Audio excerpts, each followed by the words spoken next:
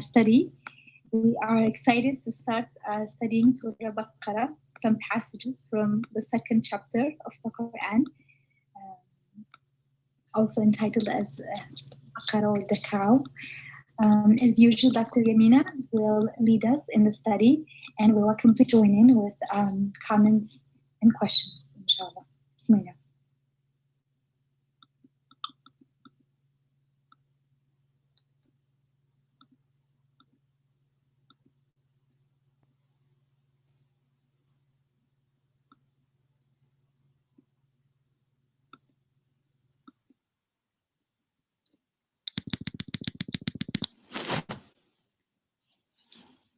أعوذ بالله السميع العليم من الشيطان الرجيم بسم الله الرحمن الرحيم والصلاة والسلام على سيد المرسلين وعلى آله وصحبه أجمعين.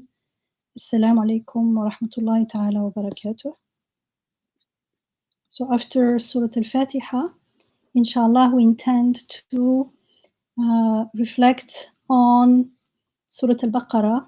It's a very long surah. Actually, it's the longest surah in the Quran. It has 286 ayah. So we'll do whatever we can until Ramadan, inshallah. So Surah Al-Baqarah comes right after Surah Al-Fatiha. It's the second surah in the Quran. And remember that when we say first and second, this is not the order of revelation.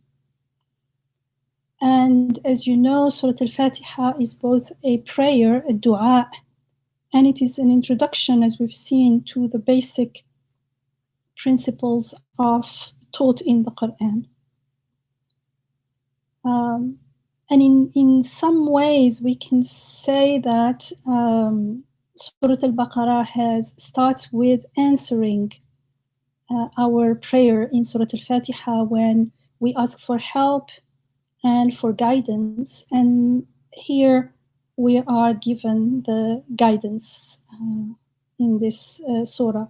So we learn in Surah Al-Baqarah that those who intentionally seek guidance can benefit from it, from the guidance of the Quran. And there are mainly three states of being. Usually we are told there are three groups of people, but those three groups of people, as far as we are concerned, they are three potential states of being in the world, and three attitudes towards ourselves, who we are, the meaning of life, and therefore towards God and His message, the Quran. And the first one is being a true believer, meaning a conscious believer, someone who chooses to believe intentionally, mindfully, knowingly. And this we will see, inshallah, not this week, but inshallah next week. It starts by being God conscious, by being a muttaqi, one of the muttaqeen, people who live with taqwa. And this surah is actually an invitation to intentionally follow divine guidance. And it's not only, it's an invitation, and it is the invitation is actualized. The surah, in this surah, we are guided to live with taqwa. And that's why it starts with describing who the muttaqeen are in the third ayah, third verse. And actually there are many, the word taqwa in its verb form and noun form is used many, many times in this surah. So as far as I'm concerned, just like Surah Maryam is about rahmah and finding rahmah in everything, especially like in miracle-like events, and then we realize that everything is a miracle, everything is a gift of rahmah.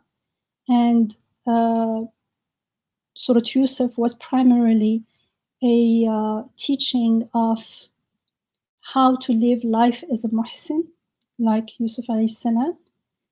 Whether we're going through ups and downs, what looks to us good or bad, when we live with ihsan, everything, we can see the wisdom in whatever is happening. And this surah is primarily, it's not the only message, but like the primary theme is how to live with taqwa. And so in that sense, it is an answer to our prayer of guide us to the straight path. اهدنا الصراط المستقيم. The second state of being is to outwardly reject divine guidance, have nothing to do with it.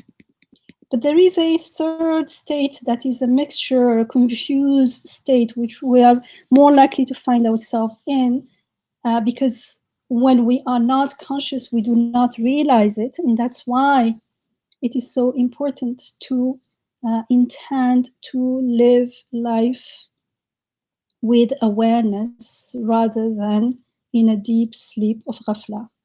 And the third state is hypocrisy, claiming to believe when actually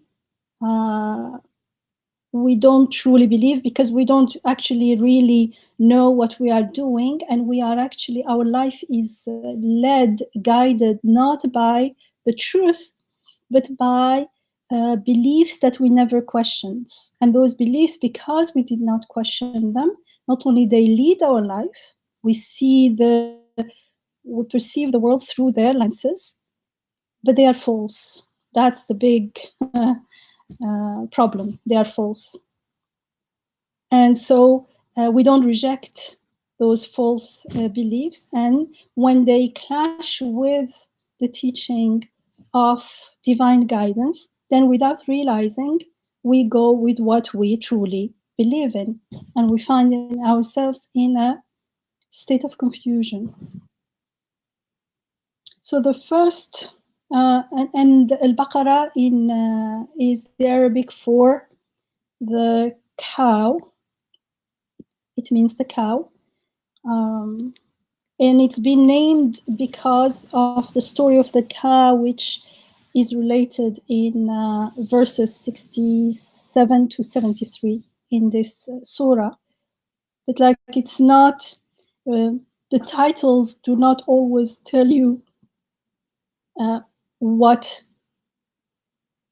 the surah is about. Is just like a name to recognize it. Instead of saying the second surah, everyone recognizes it by Surah Al-Baqara. Although the story of the cow is also a very important story in relation to living with tawheed and taqwa. So the first two ayat are Alif Lam Mim ذلك الكتاب لا ريب فيه هدى للمتقين. That is the book in which there is no doubt. It is guidance for the God conscious.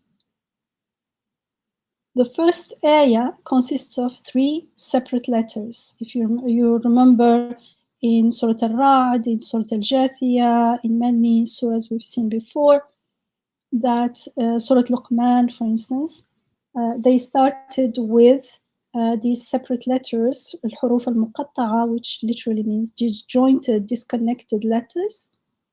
They are always at the beginning of a surah. They are sometimes, they appear as a separate ayah, as in this surah, Alif Lam Mim, A-L-M, is the first ayah of this surah. Sometimes they appear as part of the first surah. And generally, these jointed letters, they are followed immediately with something that is directly related to the Quran, to the book, or the ayat of the book, ayat al-kitab. For instance, in Surah Yunus, which is Surah 10, it starts with Alif Lam Ra, Tilka Ayatul Kitab al-Hakim. A-L-R, Alif Lam Ra. Those are the signs, the ayat of the book full of wisdom. And in Surah Al-Ra'd, which we did study together, it starts with Alif Lam Mim Ra, Tilka Ayatul Kitab, and it carries on. So usually it is, for instance, in Yasin, it starts with Yasin wal Quran al Hakim. In Surah Qaf, it says Qaf wal Quran al Majid. So right after the letters, there is mention of the Quran or of the book. In Surah Al-Ahqaf, you remember, it started with Hamim, Tanzil al-Kitab min Allah al-Aziz al-Hakim. Hamim, the sending down of this book is from God. So it's either about the book, Al-Kitab, or the Quran, or ayat, the ayat of the Quran, the ayat of the book. In Surah Al-Naml, it starts with Tasin, Tilka ayatul Qur'ani wa kitabin mubin. So it's interesting that it always is related to the book, the Quran, and the ayat of the book and the Quran. And we did reflect on the disjointed letters, and I will repeat since it's so important. It's very, very important. And the fact that it is repeated in the Quran also is an indication that this is an important concept, and actually it is a key to understand other things that we need to understand in order to be able to be open and prepare ourselves to receive divine guidance. So if it's the key, you can imagine how important it is. And I personally, each time I read it, each time I ponder and reflect about the meaning of this mysterious, fascinating letters, each time I feel like how important they were. It's like you don't drink water once, you don't eat once, you need to eat again and again, and drink again and again, and breathe again and again.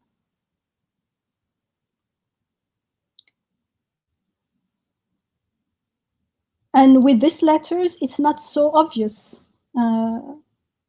I mean, you can read lots of work, and either you will be told nothing, they are mysterious, so God knows, which is correct. Lots of other works wrote lots of things about it, but there is something, lots of things which you may agree, you may not, because there is an amount of speculation, even it's based on what is said is totally correct. But there is something that is clear, no one can refute, is that it is an ayah. It is called, the Quran it is a unit of the surah. So it is an ayah. We agree on that. So how is it functioning as an ayah? This is what I really, really fascinated about. And unless I had learned about the meaning of ayah in the creation from the tafsir of Imam Said Nursi, rahimahullah, it would not have come to my mind. I would have just said, Hamim, these are letters we don't understand, and it's an ayah of the Quran, I don't know how, and carry on. However, we'll see how it's a key. And it's not obvious. And that's why each time, inshallah, there is benefit in reflecting and taking time to sincerely reflect on the meaning of these letters being an ayah. Not what they mean exactly, each ayah, but these letters in general. And inshallah, we'll benefit more and more from the guidance sent to us through these letters being put there at the beginning as a separate ayah of this surah. So for instance, when we hear Alif Lam Mim, it feels like we're being shaken in order to draw our attention to something different, something exceptional. Why? Because like in English, in the Arabic language, in Arabic, the letters of the alphabet have sounds and names. So for instance, the sound M has a name. There is the letter, and that letter, it sounds ma. It produces, when we read it, it makes the sound ma, but it has a name. It's called mim, and the sound l is called lam. So they are related. There is the sound l in the name, but like lam, unless you learned you're literate in the language, you wouldn't know the names of the letters. You use the language without knowing that it has a name. It requires a knowledge of the alphabet. That's why the first thing when we learn to read or write a language, we learn how to name the letters, because it's very useful to communicate about the language. Rather, to read, it's enough to know the sounds. So when spelling, we use the names of the letters, we don't use their sounds. And so what is exceptional here, what attracts our attention, is that the Quran is read, usually it is read out loud. In the beginning, it was not written, it was written later. It was revealed as a recitation. That's what Quran means, recitation, reading. So it is recited, and when you are speaking it, you are reciting, and you say, A-L-M, Alif, Lam, Mim. I mean, when it comes to these letters, they are named. So that is what is strange here. We are naming letters instead of making sounds while we are reading. We are not writing. And so it makes us wonder what their meaning is, what the meaning of this spelling itself is. What do these letters indicate? In any case, it's something beyond the familiar, beyond what we are used to. And so through this ayah, Alif Lam Mim, A-L-M, we're reminded to stop. It makes us stop. And we realize that so far we've been taking words for granted. The way it is written in Arabic, because in Arabic you have to write the letters, have to be joined. It is written as alam together. In Arabic, normally you will read it alam. Like there are ayat that starts with alam. Alam tara kayfa fa'ala rabbuka bi ashabil fil. Alam, haven't you, didn't you see? Alam tara. But here says, no, this is not alam. This is a. You have to read it as separate letters. And so it makes us like, what's going on? I thought I knew how to read the words. And suddenly I realized that I've been taking something for granted. And that not only the reading, but also we tend to think that we understand words just because we're familiar with them. If you say tree, of course I know what it is. I know what you're talking about. It seems so to us. So Alif Lam Mim is a very unusual speech.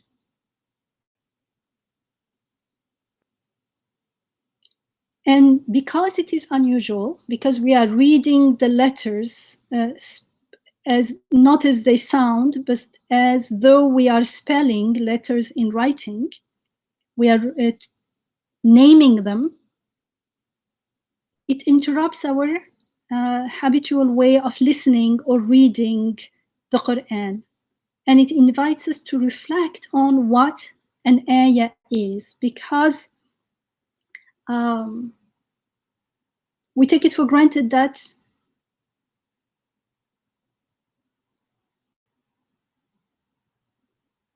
we know the meaning of the names. But here it's saying it's a name, but because it's a name not of a whole word, but of a letter, the situation is very different. So what is important at this stage, in the very beginning, before we even realize all this, is that this is an interruption. And with the interruption, this unusual speech stretches the limits of our perception, or at least it makes us curious. It makes us, forces us to ask for help, to ask questions, ask for answers. And it makes us realize that there are so many things actually that are beyond our reach, not only these letters. And so in a way, it puts us back in our place, that we are receivers, we are limited beings with very limited resources, limited knowledge, limited understanding. And actually, what we think we understand is not our we don't produce it. We don't produce understanding. We seek it, and it is given to us. So we only know what is sent to us, what is revealed to us, what we are inspired with.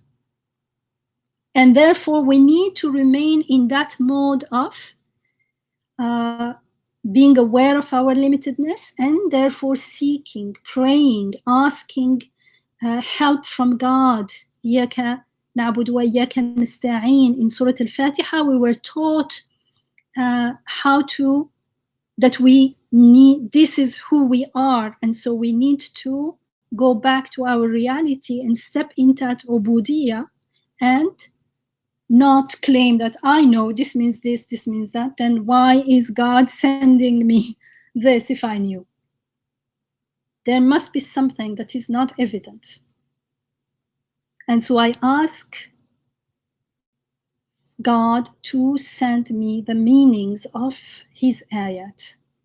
And this is possible when we become aware of our limitedness, and therefore realize how much we are in need of guidance and wisdom.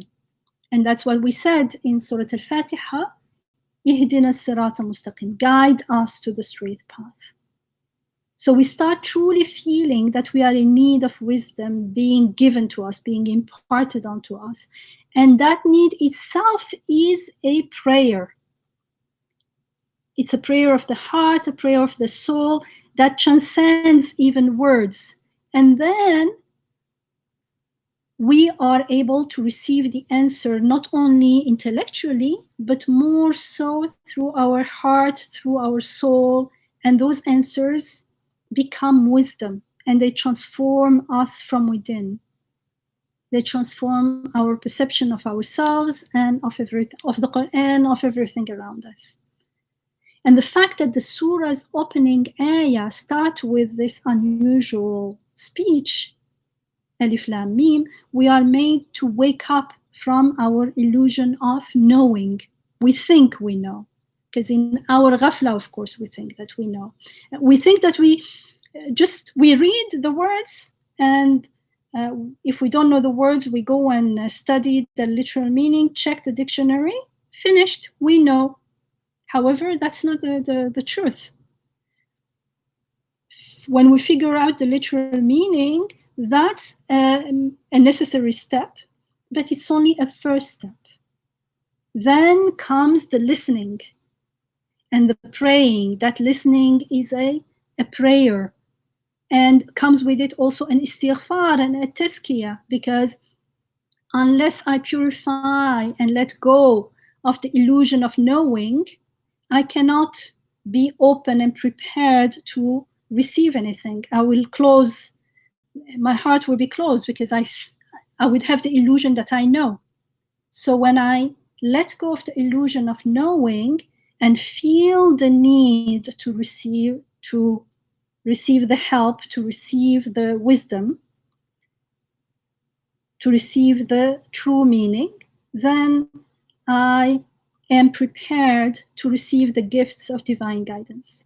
And when the heart is ready, then we realize that the words, yes, they are vehicles, they are necessary, it's necessary to know their meanings, but they are only channels, vehicles to ghaibi messages, to messages from God, from the unseen. And the messages are not the meaning only, but also things that transform us, that we feel through our heart, through our soul. So what fascinates me the most about this huruf al-muqatta'a, these jointed letters, is that we are made to realize, among other things, that through ALM, our Rabb is actually teaching us the meaning of what an ayah means, what an ayah is, and what an ayah performs. So yesterday, I was a little bit maybe obsessing about these letters all this week. And yesterday, I also realized that they are not only letters, but what is important here is that they are the names of letter. Alif, Lam, Mim. Lam is the letter, is the name of L, of the sound L, and that letter. Mim is the name of a letter. So the fact that they are names brings a new perspective. They are just names. And so they don't even accurately represent the sound that the letter makes. It's unless we learn that this letter is named this way, I wouldn't know it, even if I could write, even if I could read, sorry. Even if you read and you know the sounds of the letters, you may not know the names of the letters of the alphabet. So they may not even be represent the sound, but it is that's what a name is. It refers us to it. It is a sign. It is a symbol. So this in itself is a reminder of what a sign is, what an ayah is. And we can apply it to our life. Events are like that. There are two points here. One is there are events that we don't understand at all. So they are like the Alif Lam Mim. And the other events are like the rest of the surah. We think we understand the words. For instance, that is the book. Okay, I understood. So in our life, the events that we go through, some of them are totally, what's going on? I didn't get it at all. They are like the disjointed letters, things happening, and I can't connect them. I don't see, I can't get the wisdom, and it seems like they are happening haphazardly, although I know they are not. And there are events which I can see the cause and effect, the result, the consequence of this and that, and I think I figure it out. Now, the second, even those things that we think we understand, how much do we really grasp them? It's just like it's like language. When I say that book, that is the book, I think I understood, but actually, have I really understood? What is that book? Which book? And this happens in our life in the same way.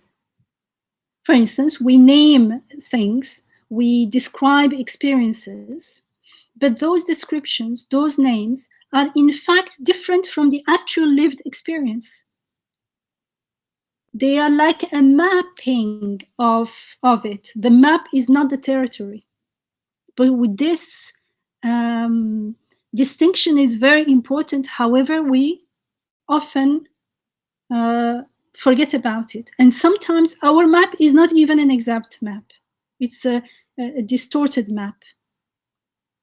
And why is it important? Because we do not see we miss the rububiyyah there, and we miss the ubudiyyah, and therefore the rububiyyah when we are busy with the map, and we think that's it, that's all there is to life, and we complain, and it seems like there is no purpose, and we feel that meaninglessness in our life. It's because something is missing there. There is some confusion. So we give names, we describe experiences, but in fact, the actual lived experience is different. And the reality of that lived experience is another dimension. For instance, someone shares with me their experience, and it feels to me like, okay, I understand. Sometimes people look at you and like, they think you didn't understand. Have you ever been through a situation like this? How can you understand? Even when I go through a situation like that, I'm empathizing, but I cannot truly understand. I cannot truly put myself in the place of that person. So in fact, what I'm doing, I'm basing my understanding on the words used by the other person and what those words convey to me, because it may convey something else for the person. That's why they choose those words. But for me, it may mean something else. That's why sometimes there is miscommunication, especially when we have no doubt. We do not even, we are sure that this is it. My understanding is the understanding. And so I base my understanding on what those words convey to me based on my experience of them. It's very limited. It's a very narrow perspective. And that's why sometimes we understand more through seeing the person's face, feeling their emotions, than just the words expressed.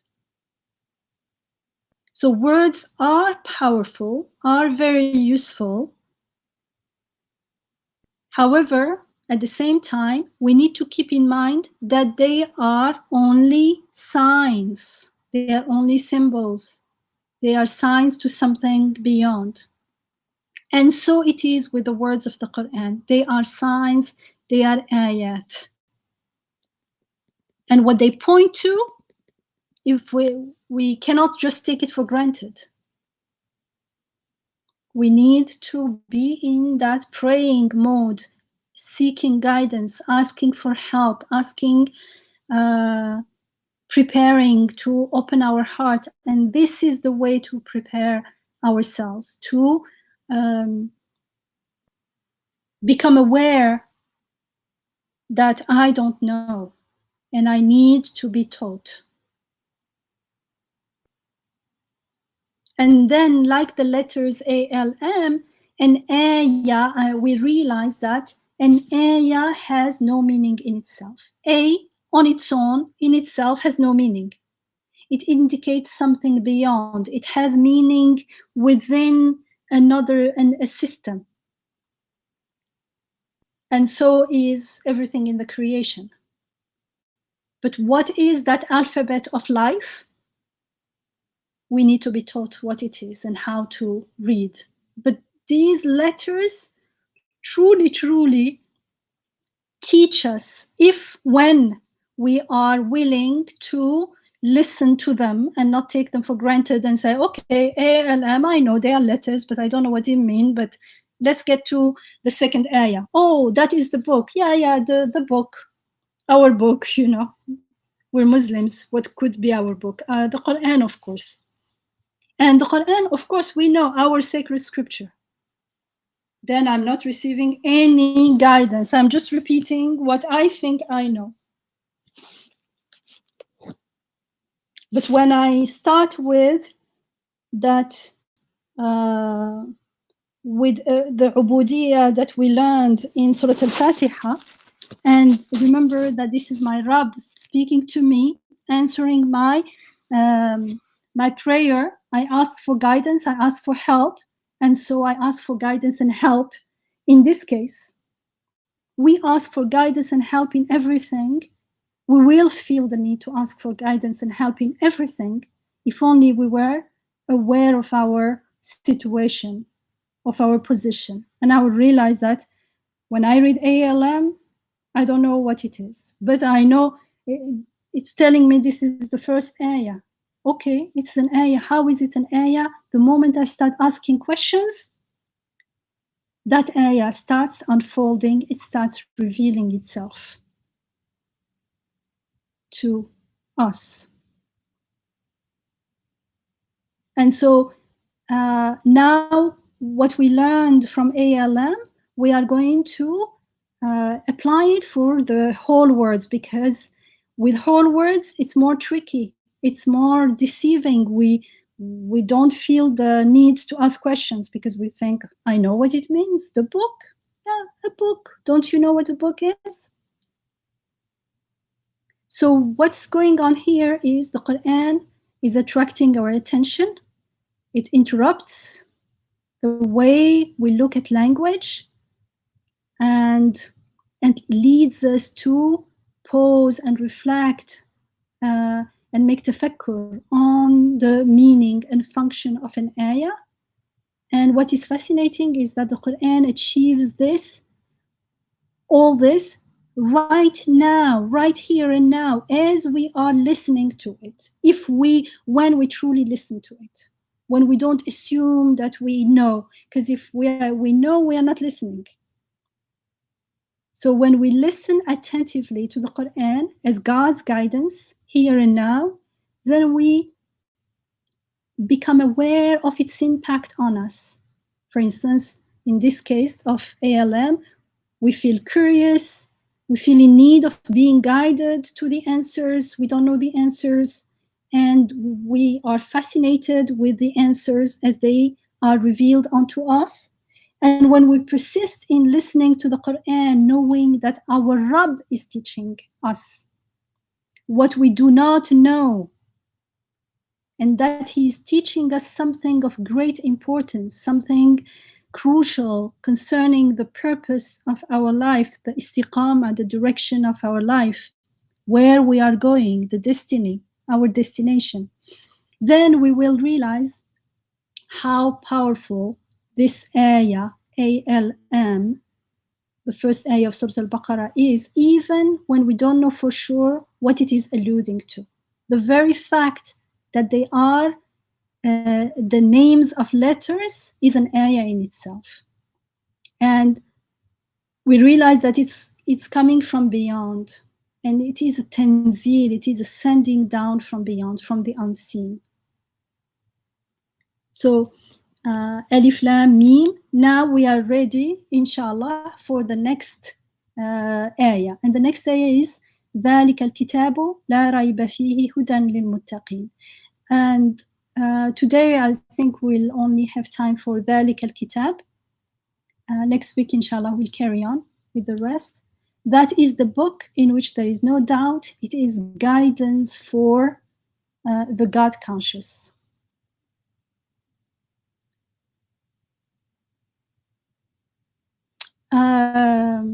ذَلِكَ is that. It's the literal translation of ذَلِكَ, that, the demonstrative pronoun that.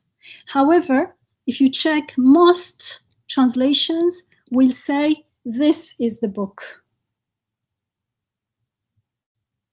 And I wonder, why would they translate that as this? And it's because they understand it as referring to the Quran, and their understanding of the Quran is what makes them understand this as this rather than the literal that. So I'll start with the book and then come back to the that, inshallah. So the book is roughly translated as kitab. I say roughly because in Arabic it has layers of meaning linguistically, And in the Quran also, it gains meaning within the context, the way it is used in within the Quran.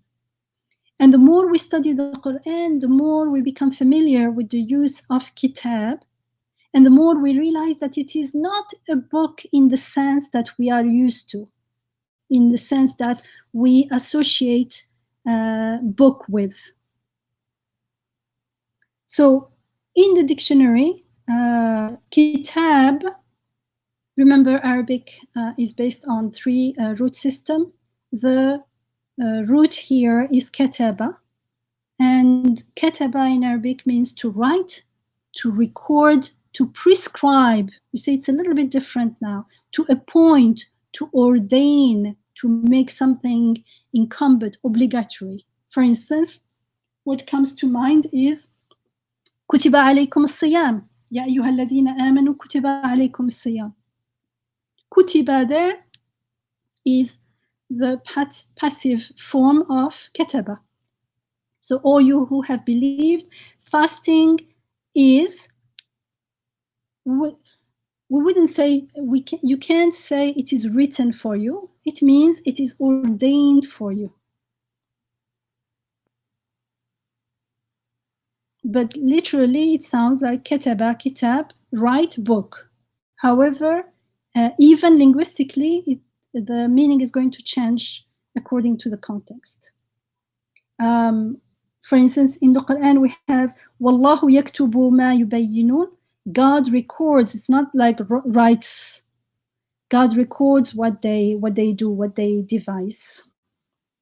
And kataba ala or kataba bi, to decree, to pass sentence. So, for instance, in the court, when the judge gives a sentence, you say kataba al-qadi bi, kataba al-qadi bin nafaqa.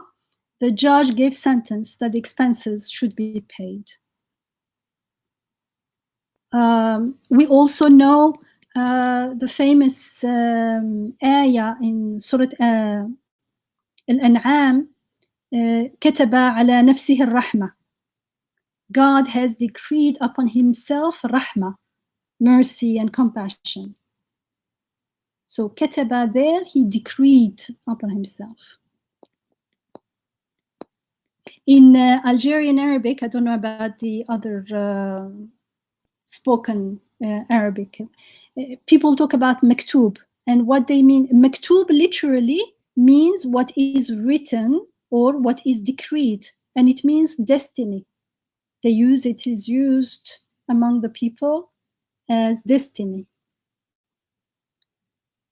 So what is being written is your destiny. Because all that happens, not only to us, but all that happens everywhere, all the time, anywhere, is decreed by God, the creator of all things, the only sole creator of anything. And so kitab does not refer to the Quran only, but to all of God's creation as well. Everything is decreed by him. Which makes sense, because you can't read even the Quran. If we want to understand the Quran, in the Quran, God speaks, refers constantly to the creation. So the Quran doesn't exist, doesn't make sense on its own. It has to be read within its context, which is life, history, the world, everything. Everything that is, everything that exists. And so kitab is a book, yes, the book that we think of first. It's a record, a register, a written document, a writing, and it is also a decree and also a law. All this are within that word, linguistically, and the way it is used in the Quran as well. So Quran, remember, means what is read, what is recited. The first ayah that was revealed is Iqra, read, recite. And kitab, it's read by us. We are the ones doing the reading. So from our perspective, it is Quran. But from God's perspective, everything that is prescribed, it is decreed, it is written. And people don't do that. There are ayats in the Quran that says, they are liars, those who write themselves and then they say it's God. So the decree belongs to God. The reading is what we need to do. It's nice that there is a kitab and there is a Quran. There is a written, decreed book, and that's why it's called Quran, because what matters for us is that we are reading it. Otherwise, it won't unfold for us. I won't benefit from it. It will be as though it didn't exist for me until it becomes my Quran. So in Surah Ali Imran, which is the Surah number 3, in Ayah 48, we're told, وَيُعَلِّمُهُ الْكِتَابَ وَالْحِكْمَةَ وَالتَّوْرَاةَ وَالْإِنْجِيلَ. This al-kitab wal-hikmah is repeated a lot in the Quran. He, meaning God, will teach him, meaning Isa, Jesus alayhi salam, he will teach him the kitab, the book, and wisdom, and the Torah and the gospel. So the kitab was taught to all the messengers of God. And in Surah An-Nisa, which is Surah 4, Ayah 136, we are told, يا أيها الذين آمنوا آمنوا بالله ورسوله والكتاب الذي نزل على رسوله والكتاب الذي أنزل من قبل. O you who have believed, believe in God and His Messenger and in the kitab, in the book that He sent down to His Messenger, as well as in the book that He sent down before. And the same word is used, al-kitab, al-kitab. Twice it's repeated.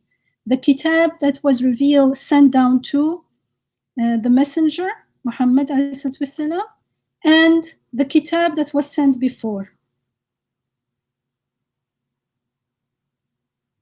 In Surah An-Nahl, which is Surah 16, Ayah 89, there are lots of ayat, so I just picked up what came to my mind.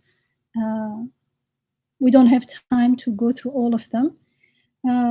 So in 1689, we're told, وَنَزَّلْنَا عَلَيْكَ الْكِتَابَ تِبْيَانًا لِكُلِّ شَيْءٍ. We have sent down the book, we have sent down to you the book making all things clear and as guidance and mercy and good news for those who surrender. Carries on. But what is important here is that the book makes everything, all things, لِكُلِّ شَيْءٍ. There is no exception. There is nothing that is not made clear by this book. So al-kitab here is, as we saw before, al-kitab and wisdom and the Torah and the gospel, al-kitab that He sent to you and al-kitab that He sent before you, and the kitab makes everything clear. So this kitab is not a book in our libraries in the bookshelf. It refers to God's decree. And that's why kitab is also understood as referring to the law. The law as it is found within the Quran, including but not limited to, how do you call them? Mu'amalat, human affairs, let's say, or interactions. And it refers also to moral law, for instance, as it concerns the last judgment, and the law as it concerns the world in general, the way things are created. The created universe is all also reflects the divine law. The divine law of mercy, sustaining, providing. All the divine names are manifest in the world according to order, according to laws.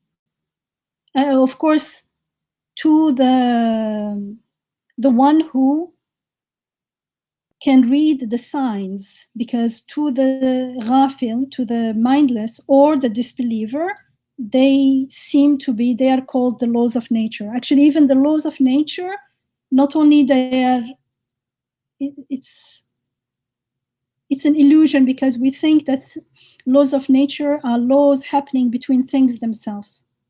But the true law is the flow from the unseen into the world. There is a constant flow of being. Things come and go and live, and according, not haphazardly, but according to order within a law. So that decree itself manifests according to order, according to law. And that's why there is sometimes Al-Kitab is understood as the law, but this law includes everything, including the laws of creation, the laws of Rububiyyah. So you see, the Kitab, the book, the scripture, is not some static entity sitting on a shelf. It's more like a phenomenon. And its meaning is not readily accessible, just like the letters ALM. You know, when we skip ALM, we think we understood this, that is the book, and that's why we say, this is the book. I know the book is sitting on my table. No.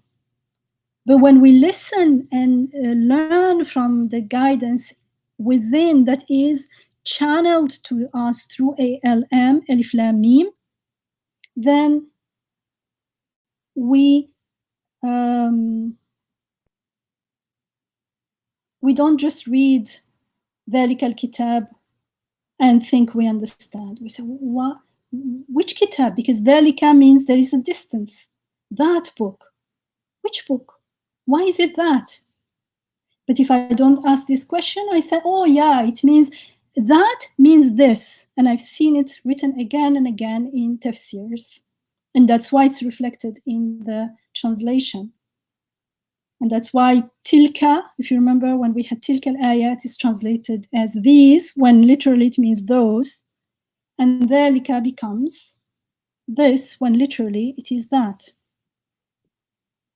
But now, when we realize that it's not as obvious what book, the word book, the term book here is pointing to, what does it mean? What is it indicating? What is God talking about? When we realize it's more a phenomenon than a piece of paper written, sitting there, or even like an audio or something I learned by heart, then the term, the word kitab itself becomes an ayah. And I realized that it indicates something beyond itself.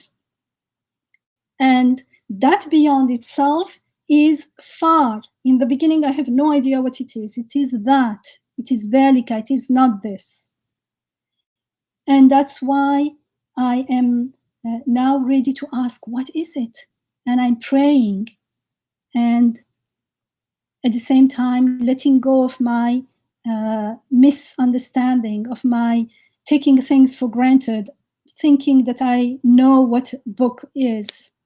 Subhanallah, as if God is not talking about the book that I know. And so I become more and more open to receive, and my reading and my listening to the Quran itself becomes a worship. And it cleanses me, and it is a performing of ubudiyah, an exercising of ubudiyah. And therefore the Quran and those words, Alif Lam Mim, Dhalika al-Kitab, become mirrors or channels, windows through which Rububiyyah flows to me. The Rahmah and the teaching, which is Rububiyyah, I am being educated, I'm being helped, it is a Rahmah, I'm being guided, it is guidance flow through those words when I am open. So then to receive guidance, there need two things. The light of the guidance coming through the Quran, and my sight needs to be open as well. Because if I close my eyes, I can't see it. So now we can see why most translation translate that is the book as this is the book, because generally it is understood as referring to the Quran, and that the Quran is here with us and we can see it. But when we start asking questions, it's not that obvious. What does Kitab refer to? If it's the Quran, what is the Quran? Is it the Mus'haf, the Codex sitting on my desk? So let's stop and reflect. Was there a physical book during the life of the Prophet ﷺ? No, there wasn't. It was put in a form written in separate leaves, but it was put in a book form after the death of the Prophet ﷺ. During his time, the Quran was memorized and recited, but it was called the Quran from the very beginning when it was only a few ayat. So the Quran refers to part or the whole, again like a hologram, and there was no physical written book that time. And the term Quran itself means literally recitation. But even if we take kitab, which means writing, still there was nothing written on paper, and not in book form as we know, and not totally. Mostly it was not even revealed in the beginning.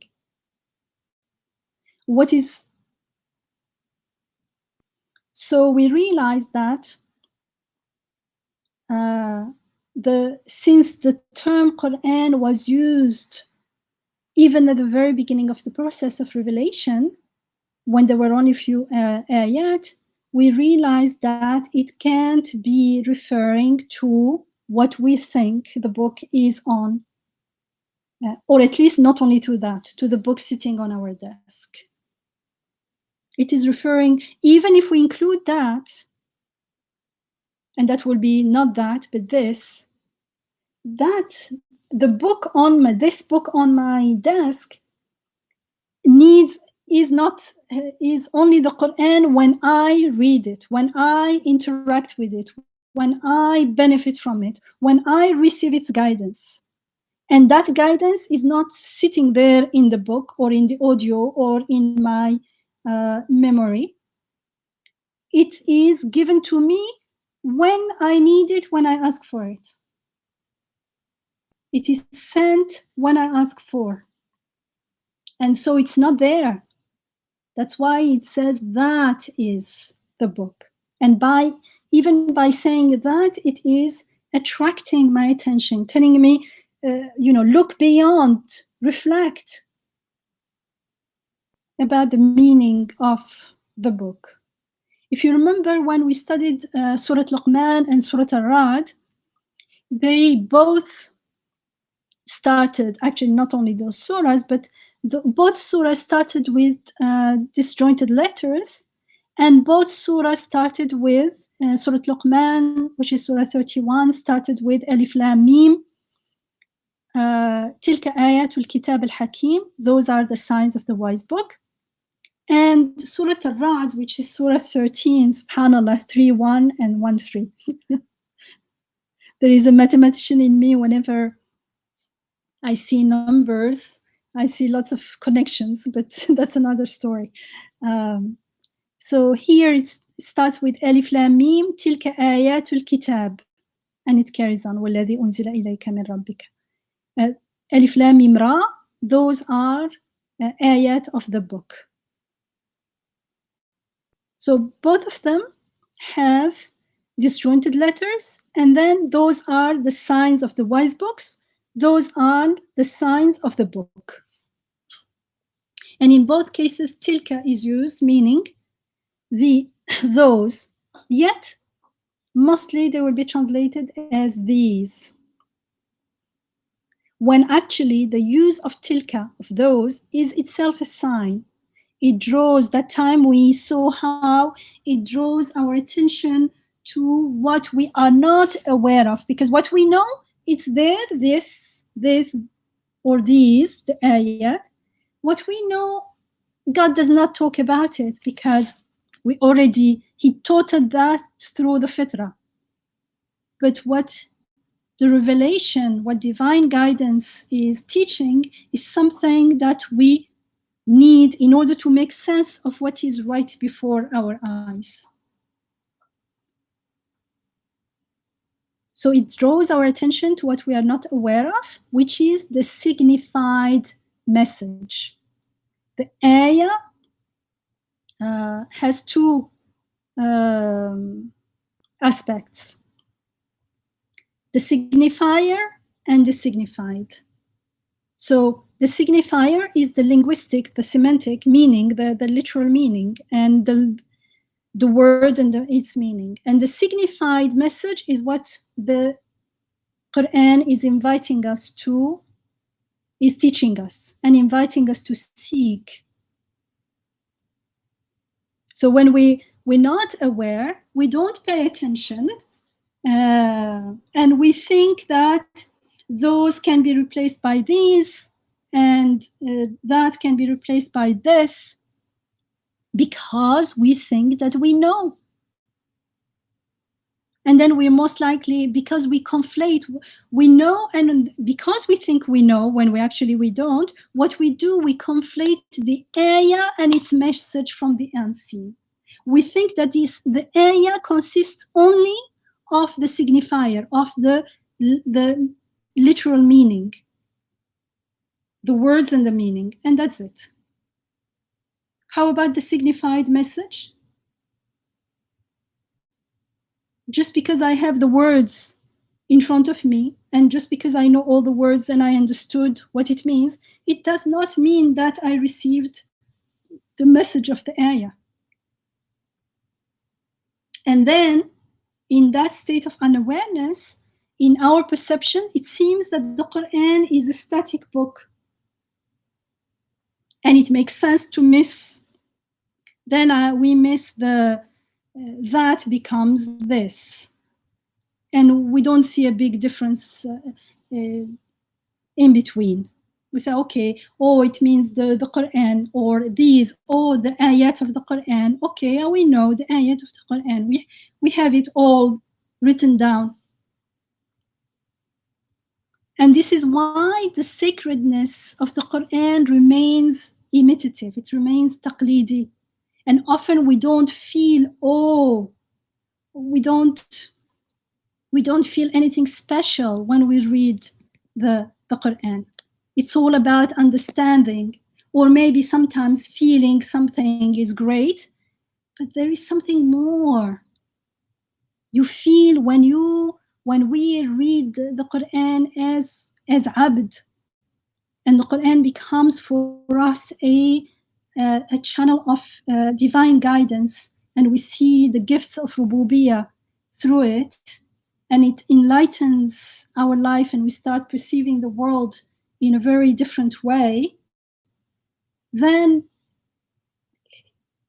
it's not possible to not feel awed, to feel so grateful. And that's what it's gratitude, and also that's the gist of who we are, abd, totally dependent on the benevolence of our Rabb. In Surah Al-Zumar, always what comes to my mind is this ayah. It's a beautiful ayah in Surah Al-Zumar, Surah 39. It's ayah 23. We're told, Allahu nazzala ahsan al-hadithi kitaban mutashabihan mathaniya taqsha'irru minhu juludu alladhina yakhshawna rabbahum thumma تلين جلودهم وقلوبهم إلى ذكر الله ذلك هدى الله يهدي به من يشاء ومن يضلل الله فما له من هاد. God has sent down the most beautiful of all teachings, a kitab, a scripture, a book that is consistent and draws comparisons. So this kitab causes the skins of those in awe of their Rabb to shiver. Then their skins and their hearts soften at dhikrillah, at the mention of God. This is God's guidance. Or that is actually, you see, again, translation. That is God guidance. ذَلِكَ هُدَى اللَّهِ. That is God guidance, because if I say this, I will think what I am experiencing now is that's it. No, it says that. It means I'm always invited to seek more. Oh, there is something more. Am I feeling my skin and heart is softened at the mention of God? Whatever we feel, there is more. So it says, ذَلِكَ هُدَى اللَّهِ. That is God's guidance. He guides with it whomever He wills, and it carries on. Subhanallah. So the stand is then not that we are Muslims and therefore the Quran is our sacred book, and so of course we believe that it is from God and it is miraculous. That's the taqlidi stance. And that's when we say we read the Quran, we understand the meaning, and we say we need to do it. And most of what the Quran says doesn't make any sense to us, so we keep repeating only few verses. Even those verses, we don't understand them very well, but at least it seems like it's about do and don't, so it's easier. And there is no bad intention. It's just that we are not approaching the Quran as abd. We are not approaching it as divine guidance. We're approaching it as a book, yes, from God, but we never witness that it's from God. It's only our assumption. We do not deny it, but we didn't take the time, we didn't make an effort, we didn't intend to confirm it either. It's good to not deny it, but it's not enough.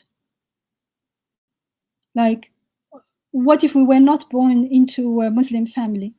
What about the Sahaba and the Prophet ﷺ? They were not born into Islam.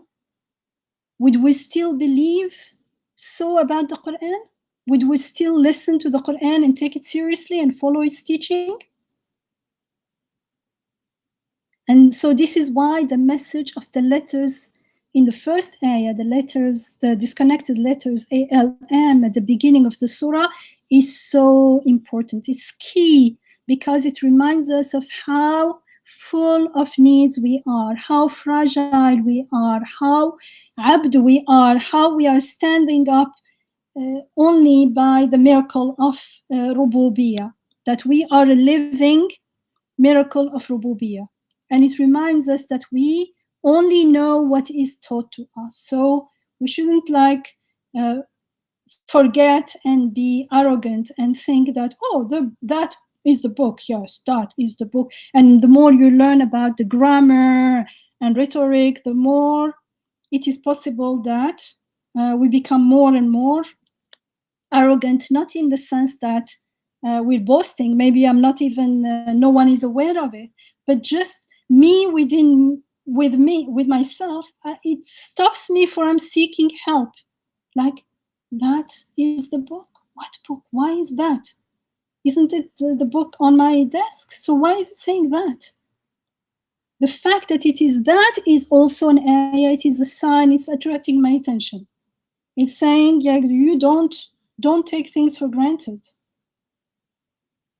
And so the more we have that stand of humility, that stand of ubudiyyah, that stand of asking for help and guidance that we learned in Surah Al-Fatiha. That's why Surah Al-Fatiha, now I realize how important it is. That's why we keep repeating it, because it really puts us in that mode, like it puts us in that starting momentum of ubudiyyah that will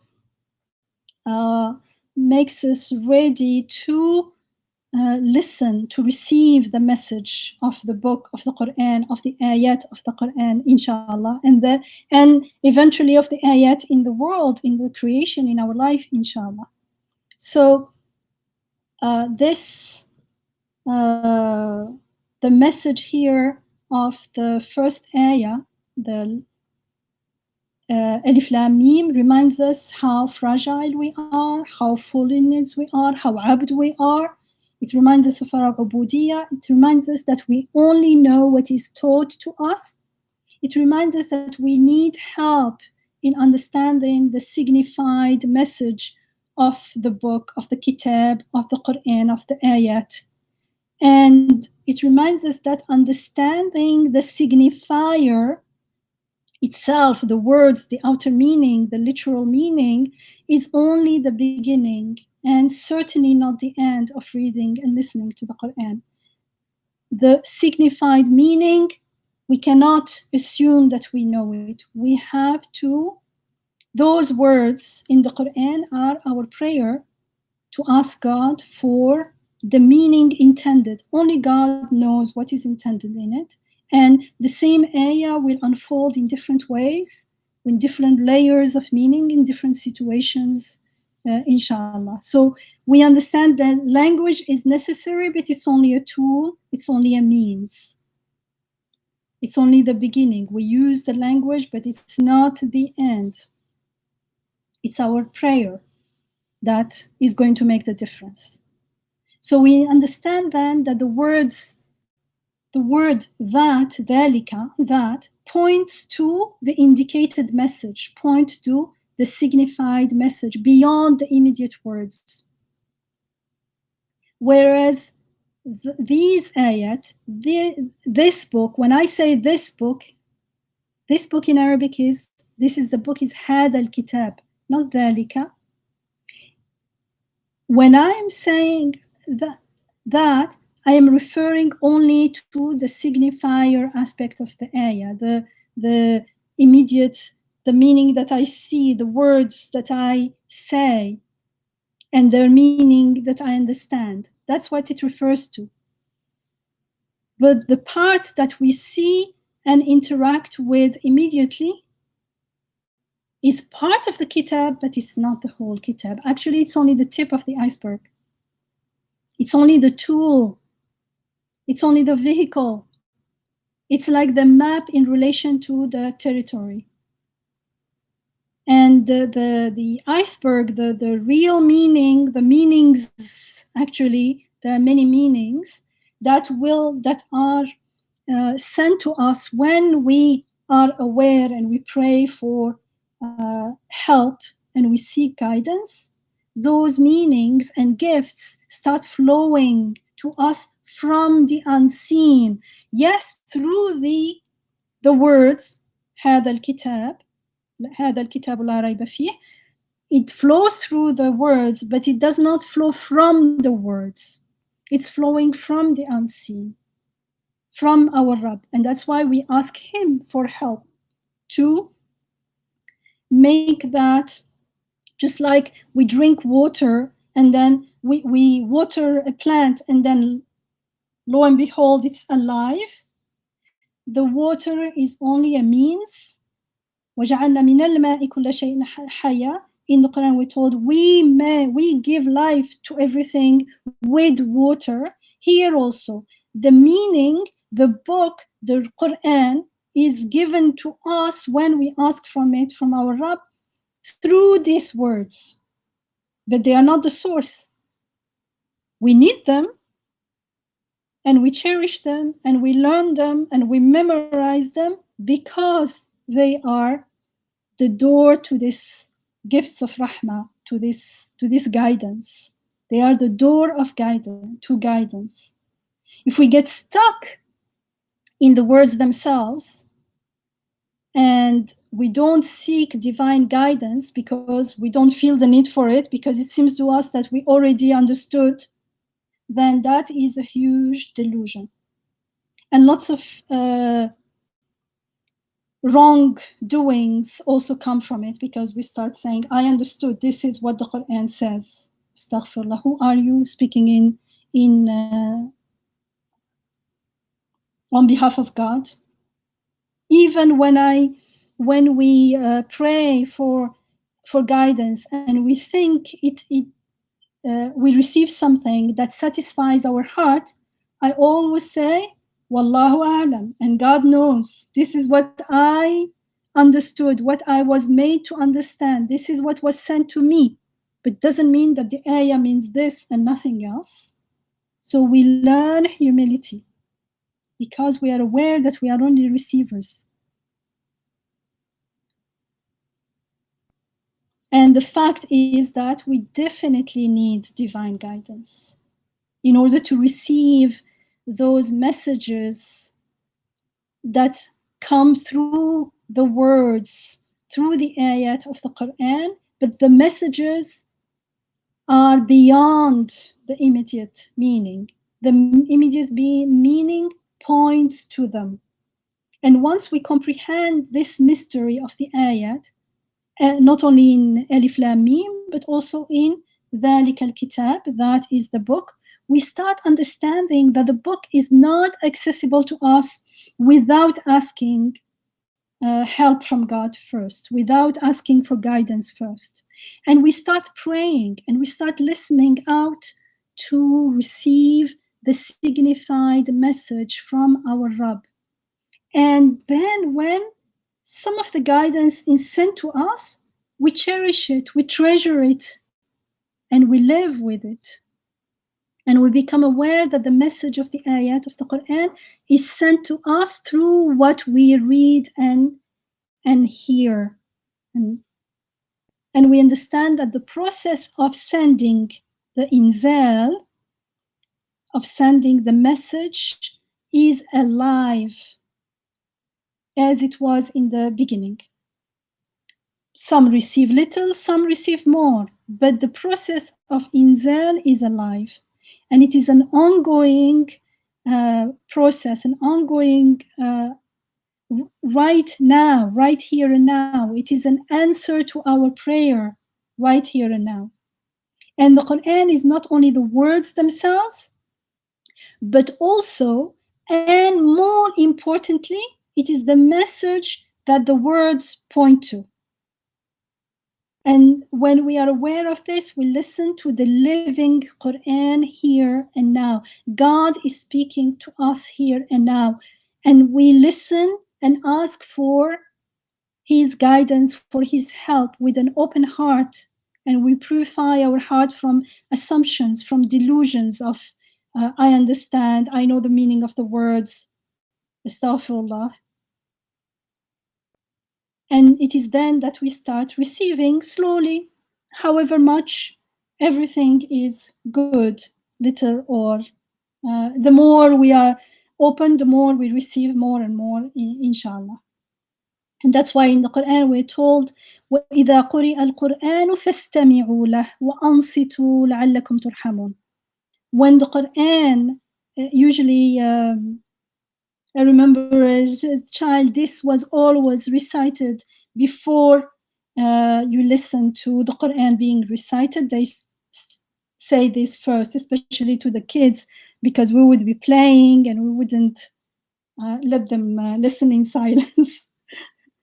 So it says, when the Quran, which literally means when the recitation is recited, pay attention and listen in silence. And this listen in silence has been also understood as stop talking, stop saying this means this and that. First, leave your assumption aside, bracket them out, and listen, pay attention, listen in silence, so that you may be graced with rahmah. Yes? So it's almost saying turn off that brain chatter that's constantly. But here it's more than brain chatter, because it's we think we are. It's not even a chatter. It's like I could be a scholar of the Quran and I have lots of knowledge, and so I say, oh, this means this and that. Actually, it's more risky the more I know. I need to know more, but if I'm not aware of the meaning of what I know, it becomes also risky. So it's more than chatter. It's like, I think I understand. It's an assumption, a delusion that comes from a state of ghafla. And we may not be, this ghafla can be local, it can be in one area on Fahlo life. But if we are going to wake up from ghafla, this is the opportunity, because this is really important, because this is how we are going to be open to receive the guidance. And this is the guidance that is going to start bringing light to our inner and outer world and change our perception of things, inshallah. So in ذلك here is a demonstrative pronoun, as you know, like in English, that. It's the equivalent of the English that. And we use we use this for things that are close to us. This indicates proximity. And we use that for things that are distant from us, or things that are not present. So it is used, ذلك is used to indicate distance.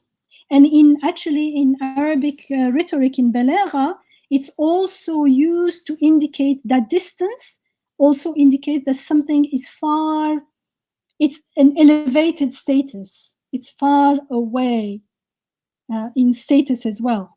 But if it is far away in status, then it can't be close to us sitting on my table either. So there is no, the two meanings are compatible.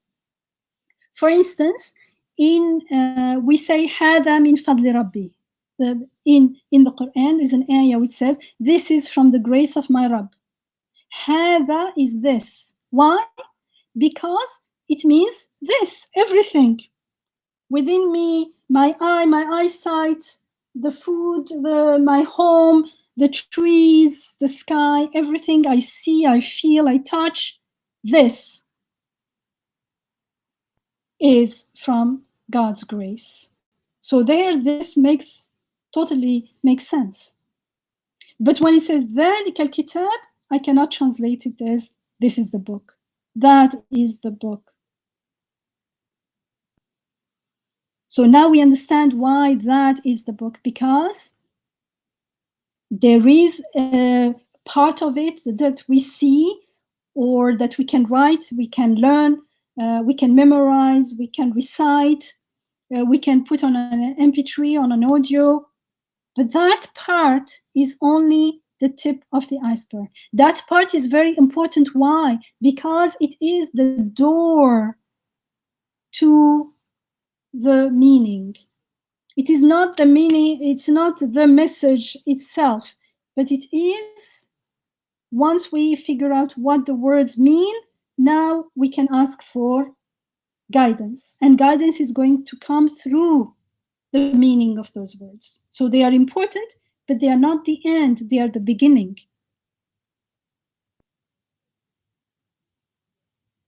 I hope we understand that, because I found one place where it was translated as that. And I said, oh, this is good. This is quite a while ago. And there was a note there about why it was that. And the author said, quote, that is used when something is far away. Good. Okay, that's grammar. How do you say? The meaning of language. Because the Quran, it says, is not in book form yet during the life of Allah's messenger, Allah is telling us that the kitab / book is in the heavens with Allah, and only later you will write it down and compile it in book format. End of quote. So we're told here it's that. Why? Because when it was being revealed, it was not a book yet. Then I will say, if I was not a believer in the Quran, I will say, but right now it is in book form, so does it mean that we'll change it now? It's not that, it should be this, because now it's in book form. Subhanallah. It reminds me of the Trinity. Like, it doesn't matter in which religion we believe in, we find that things to we make up our own meanings instead of asking for help. Instead of saying this, just say that. Why is it that when the book is with us? And wait, it may take a month, it may take a year. I don't know the answer until something is, I'm inspired. And when I'm inspired, I check it with the rest of the message of the Quran. Does it make sense with all the given? I don't know how you say that in English, like all the premises, let's say, of the premises of the Quran. Yes, it does. It is an ayah. It is pointing to something beyond. That's what an ayah is. And the ayah is always tanzil. It is always sent down, and it is always God who gives it to us. And we need to be in a state of ubudiyya and a state of prayer. Is it good? Yes. So far, I am satisfied with this. I say Alhamdulillah, because I could not have thought about it. But when we start putting our understanding in it, then we come up with this. To me, this is ridiculous. If I remember a time when I first started praying more regularly and being really interested in living as a Muslim. Before, I read lots of other scriptures and other things, but somehow I found that there is something nice in Islam. So I started reading the Quran, and when I started reading the tafsirs, I had to put them away and read the Quran on my own, because the more tafsir I read, the more I started questioning everything, until Alhamdulillah, within 1 year, I came in touch with the tafsir of Imam Nursi rahimahullah.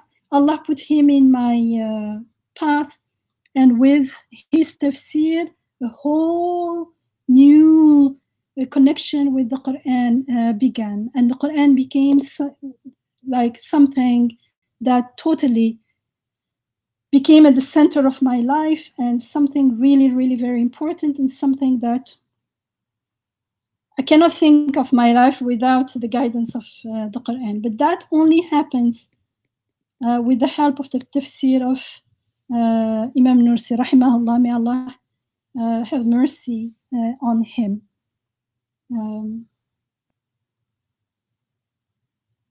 But I hope that now we get why, we understand, we can see why people would translate ذلك الكتاب, that is the book, as this is the book.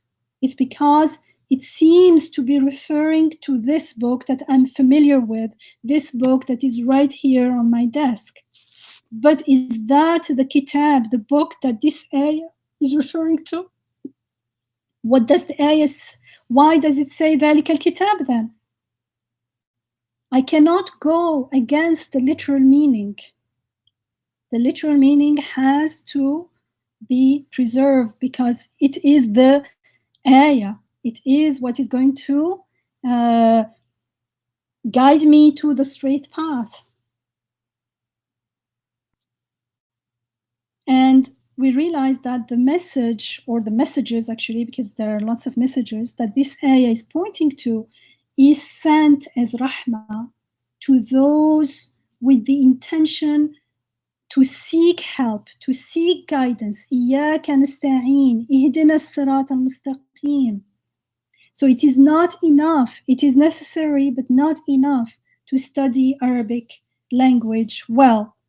I mean, an Orientalist could be an expert in the language, and he could study the text all his life. It's his career, that's what he makes money with. Does it mean that he's reading or listening to the Quran? No. He is not seeing anything beyond the words. He is putting meanings into the words, actually. So what he's reading is his own, what he's reflecting on the text, and not the Quran. He's not praying for guidance. So those words, and that's why you see at the end, all what they come up with, all are contradictory. They contradict the literal meaning. And what they say, you see the Quran is full of contradiction. Excuse me, that's your own contradictions. Can you check again? But the person is blinded, cannot see beyond. So when we learn from the first ayah, Alif Lam Mim, and we learn to distinguish between our not perception, but our taking for granted that we understand doesn't mean that we understand, and we stop, we let go of those assumptions, of that delusion, and slowly we learn to listen and ask for help. Then inshallah we're guided to the wisdom that the ayah, the words indicate. Then our attitude towards the book starts changing. We can't take it for granted anymore. We can't take the meanings for granted anymore. And the book starts unfolding, the words, the meaning starts unfolding through our listening to it in silence, carefully, with attention, as we are told in the ayah. And we seek guidance from our Rabb, not from the words, from our Rabb through the words. The words are our starting point. It's like we are cultivating the land, we have seeds, we plant them, and we pour water, but we are asking for the produce from God, not from the earth, not from water. So we can't rush things and say that the book means that book means this book, the book that I know. We become more humble. We become more open to seek guidance in understanding the wisdom in the pronoun that being used instead of this. And the fact that the pronoun that is used becomes also an ayah for us. It takes us to new meanings. And so we ask and wait in hope for answers. And when the answers come and we become aware of them, we are grateful, we are joyful. We feel the rahmah, we feel the generosity, we feel the rububiyyah, and we witness the guidance as it flows through the words, through us. It's like it's coming through the words, but it's coming. We are the one made to see it and to feel it through the words.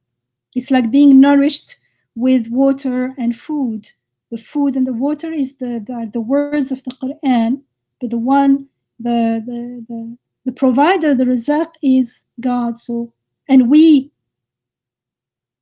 are nourished with that. So we witness the guidance flowing through us, and as it enlightens our life, there is light, everything starts making sense slowly, and it transforms who we are as we strive to live by that guidance. And it becomes actually not even a striving, it becomes part of the journey, because we start seeing things in a different way.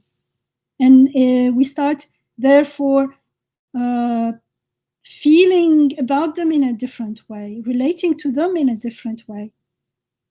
And in this state of being, we're more likely to receive more and more guidance, more and more messages, bi'idhnillah. It's like, there's no sorry, excuse me.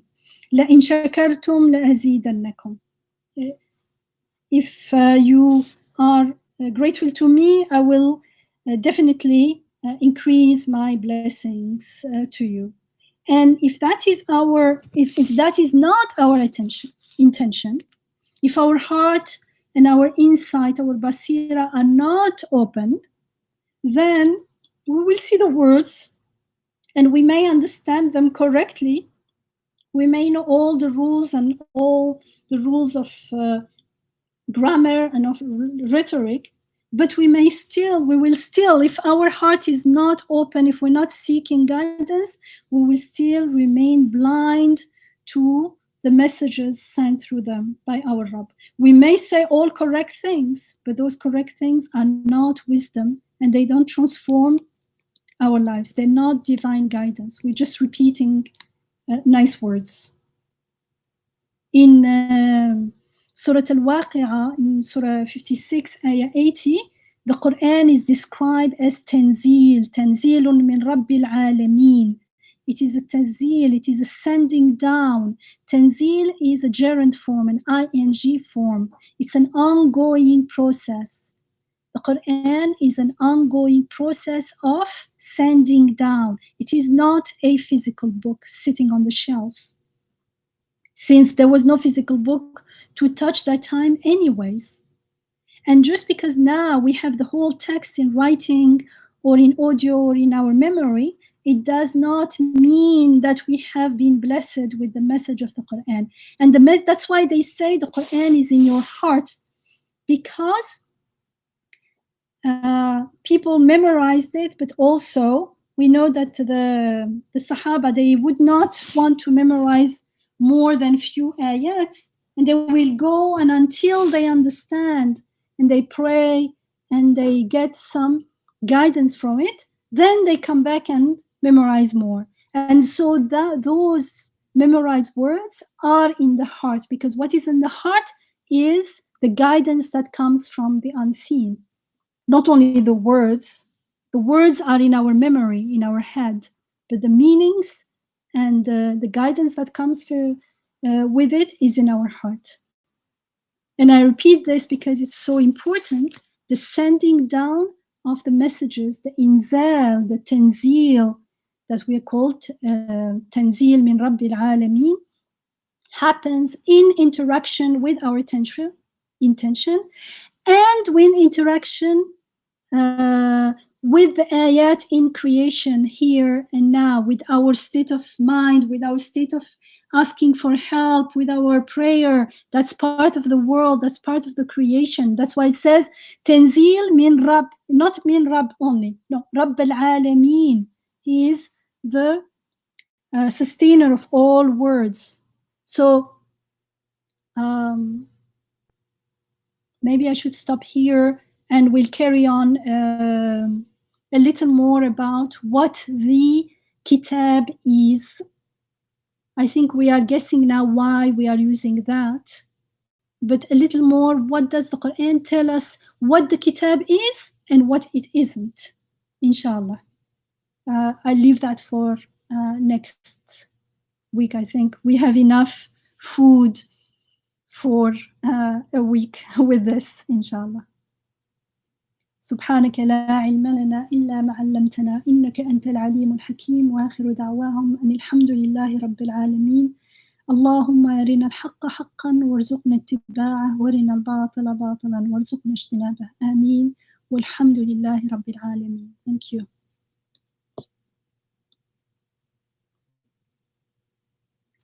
Thank you. Jazakallah khair, Dr. Yamina. Are there any comments or questions?